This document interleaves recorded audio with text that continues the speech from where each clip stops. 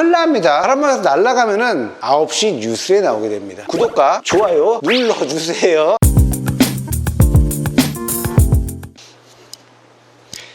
안녕하세요, 마이뮤지엄입니다. 저번 편에서 말씀드렸던 것처럼 이동할 때 주의점을 말씀드리도록 하겠습니다. 워낙에 전문적인 이사짐 센터의 직원분들이 하기 때문에 사실 크게 걱정은 없는데, 개인 거래를 하시거나 개인적으로 이걸 빼시거나 할 때 굉장히 좀 어려워하시는 분을 많이 만났고요. 전편은 가로가 900짜리고 또 5003번 문이 앞에 달려있는 모델이었어요. 이번에는 통유리로 되어 있는 큰 모델로 옮길 때의 주의점을 다시 한번 찍어 보도록 하겠습니다. 배송할 때는 옆에 어떤 흠집이 나지 말라고 하는 각대가 있는데, 그런 것들을 일반적인 상황에서는 구하기가 어려울 거예요. 이러한 골판지 같은 것들, 칼날이 필요하겠죠. 테이프류들이 필요합니다. 진열장에 조명이 달려있는 분들이 가장 많은 실수를 하는 게, 일반적으로 짧은 선이 밑에서 나오게 돼요. 근데 그거를 신경 안 쓰고 덜렁덜렁 끌고 다니다가 이제 이사하시다 선을 밟고 밀어버리거나 어떠한 기타 등등의 사연으로 인해서 이런 전화가 옵니다. 분명히 조명을 연결하는 단자가 있었는데 이사하고 나더니 그 단자가 사라졌어요. 단자가 바퀴 밑에 들어갔는지 한번 확인해 보세요 했는데, 그래도 없다고 해서 확인해 보니 뽑혀 나간 적이 꽤나 있었던 것이 사실입니다. 진열장 옆에다 붙여놓고 테이핑을 해서 밟히지 않도록 먼저 조치를 취하는 게 먼저입니다. 그 다음이 중요한 문을 빼는 건데요. 문은 항상 중간으로 옮기세요. 저는 그냥 뽑아도 뽑히는데 처음 하시는 분은 잘 안 뽑힐 수가 있어요. 그럴 때 어떻게 하냐? 발로 중간 부분 아래를 누르세요. 누르고 문 중간 부분을 잡으세요. 유리가 크기 때문에 휘어요. 이렇게 깨지진 않습니다. 잡았죠? 자, 올릴게요. 올리고 아래를 밖으로 빼세요. 이렇게 빠지게 되겠죠? 문을 항상 중간으로 옮기시고요. 발로 밟고, 자, 높이로 봤을 때 중간 높이의 양손 잡고요. 올리세요. 밖으로 빠지게 되겠죠. 이제 선반을 빼야 되는데요. 7001번, 1200이나 1350 같은 경우는 중간에 찬넬이 하나 더 있습니다. 아래쪽에 보시면은 십자 나사가 2개가 피스가 보일 거고요. 그 2개를 풀면은 옆으로 제끼면 빠진다고 말씀을 드렸습니다. 자, 항상 선반은 어떻게 해요? 따로 이동을 해야 됩니다. 진열장 안에 선반이 있는 채로 그대로 이사를 하게 되면요, 선반이 안에서 놀게 됩니다. 그래서 선반이 아래로 떨어져서 깨질 수도 있지만은, 그렇지 않더라도 이 선반이 안에서 팅팅팅 튕기면서 옆에를 막 찍어서 옆에 유리나 전면 유리에 스크래치가 날 수도 있으니까 선반을 어떻게 한다? 꼭 빼서 따로 이동을 해야 합니다. 찬넬 받침 다 빼는데 요건 사실 구형이에요. 그래서 이렇게 쉽게 빠지지만, 최근 2년 내에 구입하신 분들은 여기에 안전핀이 있으니까 안전핀을 잡아서 빼시면 됩니다. 이 안전핀에 대한 내용도 동영상에 있으니까 참고해 보시면 되겠습니다. 이사 후에 꼭 찬넬 3개가 모자라요 하면서 따로 주문하신 분이 꼭 있어요. 이상하게 잃어버립니다. 지금도 이건 7002번이니까 그런 건데, 7001번 같은 경우는 어댑터가 있을 거예요. 어댑터도 그렇게 많이 잃어버리십니다. 네, 그러니까 꼭 이건 따로 잘 보관해 놓으시기 바랍니다. 이 상태로 움직여도 되는데요, 문을 다는 거를 추천을 드립니다. 문을 안 달게 되면은 유리가 있는 쪽으로 무게가 쏠리게 돼요. 밖에서 이동을 하다 보면은 이게 만약에 딱 걸렸을 때, 문이 양쪽에 있을 때는 무게중심이 양쪽으로 분배가 되기 때문에 잘 안 넘어가지가 않아요. 근데 이렇게 한쪽이 비어 있을 때는 앞으로 훅 넘어갈 수가 있기 때문에 웬만하면 문을 단 상태로 이동하시는 것을 추천을 드립니다. 일반적으로 엘리베이터로 1층까지 또는 화물차까지 이동할 때의 기준이고요. 만약에 사다리차로 얘를 내린다라고 하시면은 반드시 문을 빼고 하셔야 돼요. 사다리차에 그럼 이걸 세워서 놓나요? 큰일 납니다. 바람막이에서 날아가면은 9시 뉴스에 나오게 됩니다. 반드시 사다리차 할 때는 통유리 쪽 말고 이 프레임 쪽을 바닥에 얹혀서 쭉 내려갈 수 있도록 해야 됩니다. 반대로 5001번이나 5003번 같이 문이 앞에 달려 있는 거는 양쪽으로 프레임이 있기 때문에 뒤편으로, 왜냐? 이렇게 실었을 때 만약에 날 수도 있는 불의의 스크래치가 나더라도 안 보이는 부분에 닿는 게 많잖아요. 문 닫는 것도 좀 요령이 필요합니다. 손잡이가 진열장에서 밖으로 튀어나와 있습니다. 잘 모르는 상태에서 툭툭 건들다 보면 얘를 빵 쳐서 손잡이가 망가지거나 아니면 이 문이 빠질 수도 있기 때문에 이 손잡이가 안쪽으로 들어가게 해서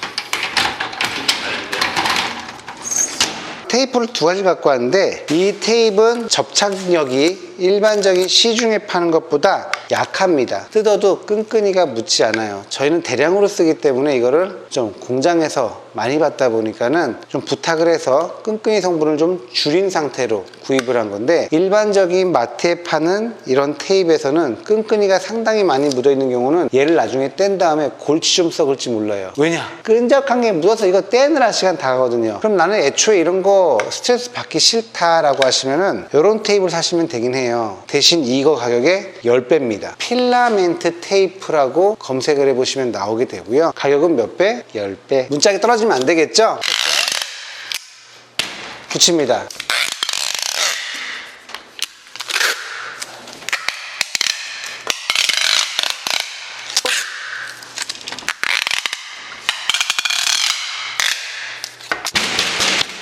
이 문이 부딪힐 수 있잖아요. 스크래치가 날 수도 있고 하니까는, 자, 나와라. 이런 거 있잖아요. 골판지에서 나온 종이 중간에 하나 껴주세요. 이렇게. 그리고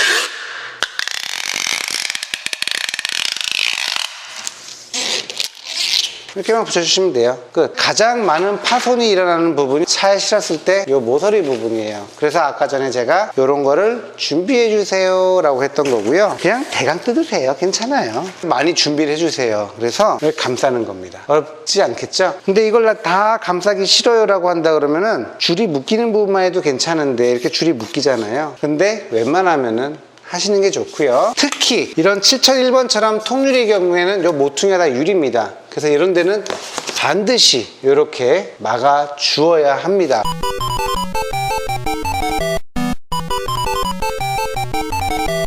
여러분, 테이프를 다 썼어요. 오늘은 어떻게 해줘야 되는지를 알려드려야 되기 때문에 양쪽이랑 비교해 보세요. 어느 부분이 딱 봐도 안전할지. 그리고 그 다음에 중요한 부분이 또 하나가 있습니다. 저희가 실질적으로 배송을 할 때는 한번 비닐로 씌우게 됩니다. 그래야지 잔 먼지나 이런 것들이 이물질이 붙질 않거든요. 특히 요즘처럼 여름에 만약에 여러분들이 밤에 이거를 1톤 트럭에 싣고 헤드라이트를 켜고 막 달리잖아요. 도착을 하잖아요. 여러분은 새로운 아트를 구경할 수 있어요. 무슨 아트? 벌레 터진 아트. 노란색, 빨간색, 검은색, 빠빠빠빠빠빠빠빠. 진짜예요. 왜냐면 차가 여기가 이제 운전석이거든요. 그러면 이 부분은 튀어나와요. 잘 깨지진 않습니다. 정말 재수없게 이만한 돌덩어리가 휙 날라서 여기 치치까지는 깨지진 않아요. 깨진 적도 없고요. 그렇지만 벌레가 엄청나게 붙습니다. 그래서 담요를 감싸도 되고 그게 제일 좋긴 하겠죠. 담요가 없다? 랩 있잖아요. 랩. 집에서 쓰는 랩. 랩으로 둘지 마세요. 그냥 아껴야죠. 비싼 건데, 그죠? 랩을 한번 둘고 가면은 그 벌레에 묻은 거는 절대적으로 나오지 않겠고요. 1톤 트럭이 이렇게 있을 때 이쪽이 차 앞에가 가야 될까요? 이쪽이 앞에가 가야 될까요? 이쪽으로 만약에 앞을 하면은 정말로 큰일 날 수 있습니다. 왜냐면은 정면으로 바람이 이쪽으로 막 맞으게 되면 여기 문이잖아요. 문은 움직이는 거예요. 그러다 보니까 참지 못하고 떨어져 나갈 수가 있습니다. 그러니까 떨어지기만 하면 다행인데 얘가 떨어지면서 이 유리한테 너는 뭐하니? 이러면서 빵 부딪히면서 바람으로 막 갉아요. 그래서 도착해보면은 전면 유리에 없었던 커다란 흠집이 생기게 됩니다. 그래서 반드시 1톤 트럭에 세울 때는 1톤 트럭에 이걸 싣게 되면은 운전석 지붕이 한 이 정도밖에 안 와요. 그러니까 반드시 이 상태로 가야 돼요. 통유리 부분이. 그러면은 5001번이나 5003번은 어떻게 되죠? 뒷면이 이 상태가 됩니다. 여기가 뒷면이 와야 돼요. 하여튼 문은 어딜 향하고 있어요? 뒤쪽을 향하고 있어야 돼요. 이게 제일 중요한 부분이에요. 그것만 지키시면은 사실 크게 어렵지 않게 대부분의 이동이 가능합니다. 그래서 반드시 이쪽으로 운전하게 해야 된다는 거, 그거 다시 한번 강조드리고요. 그리고 팁 하나 알려드릴게요. 이렇게 1200에 600에 1950, 지금 이게 사이즈가 그렇습니다. 또는 가로가 1300짜리 같은 경우는 실제 무게가 상당히 무거워요. 그래서 2명이서 이걸 실어서 들어 올린다? 사실상 힘들어요. 저희도 힘들어요. 저희도 최소한 3명 정도 있을 때 그렇게 하거든요. 근데 여러분이 그러면은 용달차를 수배하게 되잖아요. 그럴 때 반드시 전화할 때 그렇게 얘기해 주세요. 1톤짜리 차 필요한데요, 리프트 달린 차로 부탁드립니다 라고 하면은 굉장히 쉽게, 그냥 리프트에 실어서 버튼만 누르면 쭉 올라가니까 반드시 리프트 있는 차로 부탁드립니다 라는 거를 꼭 말씀해 주세요. 리프트 있는 차가 제가 알기로는 5,000원, 10,000원 더 비싸지지만 그 값 합니다. 그러니까는 반드시 리프트 있는 차로 수배를 하시면 되고요. 이삿짐 하는 경우는 별 상관없어요. 거기 계신 분들이 워낙에 힘이 좋고 요령이 좋으셔서 그냥 듭니다. 그냥 들어요. 피아노도 드시는 분이기 때문에 전혀 걱정 없어요. 근데 1톤 트럭으로 개인 직거래 하실 때는 반드시 리프트 있는 차를 쓰는 거를 추천을 드립니다. 집 바깥에서 이걸 옮기실 때는요, 잠시 뭔가 중요한 일이 있더라도 이걸 자리를 떠나지 마세요. 최소한 차에다가 어디다 기대고 있을 정도의 어떤 안전한 뒷면이 있지 않는 한은 절대 이걸 두고 떠나지 마세요. 실제 정말로 있었던 일을 말씀드릴게요. 2년 전인가 그랬는데요, 태풍 날이었는데 그분이 이사를 하는데 이삿짐에서 내려놓고 잠깐 딴 거 보는데 바람이 확 불어갖고 얘가 저 멀리 혼자 확 굴러가다가 과장창 해갖고 다 박살난 적이 있었어요. 저희가 사실은 지난 10년 동안 마이뮤지엄을 하면서 이사가 다가오면은 상당히 불안해하시고 저희한테 질문하시는 분이 많은데, 실질적으로 어떠한 사고가 나거나 진열장이 박살난 경우는 제 기억에 한 3건 정도밖에 없어요. 거의 사고 나지 않습니다. 실제로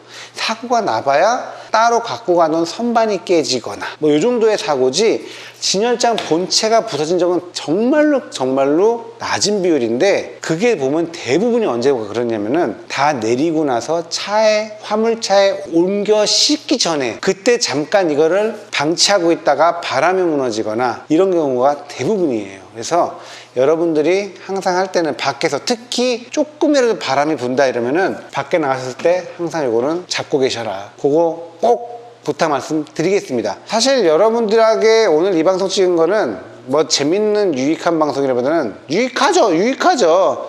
언제? 개인 직거래 할 때 그냥 직거래 하지 마시고 저희 거 사십시오 라고 말씀드리고 싶지만 뭐 이게 다 그렇진 않잖아요.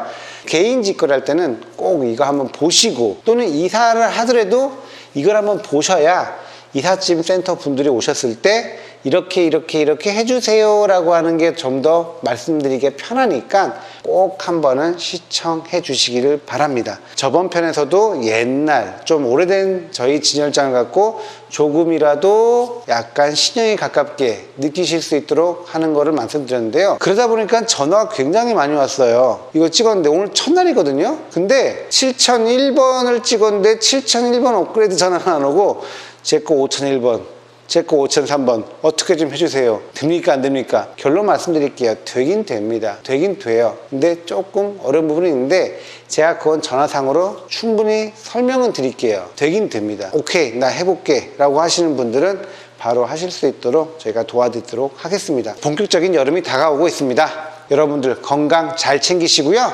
즐거운 취미생활 끝까지 영위하시고 저희는 다음 주에 또 새롭고 재밌는 이벤트나 소식이나 장난감이나 뭐든 들고 오도록 하겠습니다. 여러분 감사합니다. 구독과 좋아요 눌러주세요.